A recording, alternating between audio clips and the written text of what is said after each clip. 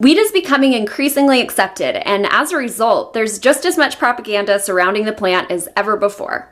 Some claim stoned drivers will bring disastrous consequences. What's to keep somebody from getting all potted up on weed and then getting behind the wheel? But a recent study from the same federal government that keeps weed illegal found stoned drivers were no more likely to crash than sober drivers, and were far less dangerous than drunk drivers. Others, like Attorney General Jeff Sessions, claim violence goes up when cannabis is more available, but data shows there's no correlation between access to cannabis and rates of violence.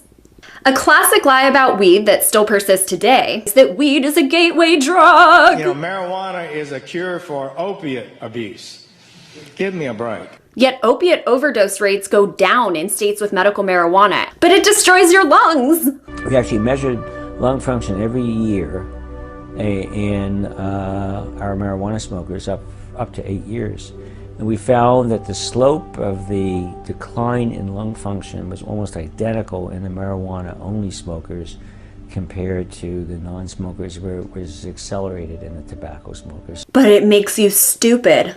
The study that implied that was widely criticized, and another study of twins found there was no difference in adolescent IQ between weed smokers and non-smokers. But surely, legalizing makes kids do it. Not according to data out of Colorado, which shows there was no uptick in marijuana use when it was legalized. In fact, the state had lower rates of teen use than other parts of the country. It can't treat cancer, that's a hoax. Even the government's own cancer website admits that in laboratory testing, cannabinoids have been shown to shrink tumors, kill cancer cells, and inhibit their growth. So to claim with certainty it doesn't or can't treat cancer is just ignorant and regressive at this point. On that note, government agents and agencies especially like to claim that cannabis hasn't been studied enough to be approved for use as medicine. Yet the FDA, which insists the plant must remain classified as a dangerous drug, is perfectly okay with short-term drug studies funded by major pharmaceutical companies and conducted by doctors on the payroll of pharma giants. But despite the thousands of articles on PubMed showing the great medical potential of cannabis, combined with endless anecdotal evidence, somehow weed just isn't okay. Except when it's synthesized by a major pharmaceutical company and approved by the FDA. It's for lazy, bad people. Good people don't smoke marijuana.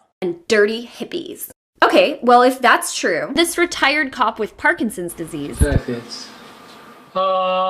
these children with epilepsy, these parents moving across the country to treat their children's persistent illnesses, and these war veterans are terrible humans with bad hygiene. So are the ancient Greeks, ancient Chinese, and other civilizations that long predated the DEA, FDA, and Jeff Sessions. One of the biggest myths of all is that the government keeps cannabis illegal to keep us safe. That's a flat-out lie.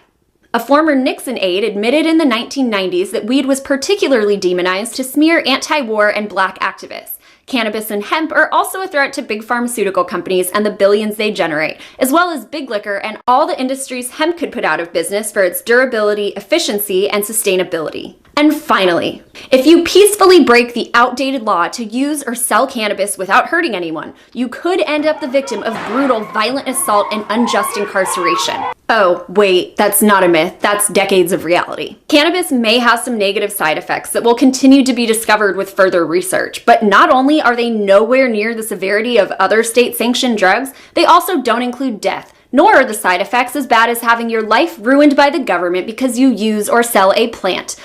Ultimately, you don't have the right to restrict my peaceful behavior because you think you know what's best for me, and neither does the government. It's about freedom, and we have no authority to tell others how to live and behave if they aren't hurting anyone.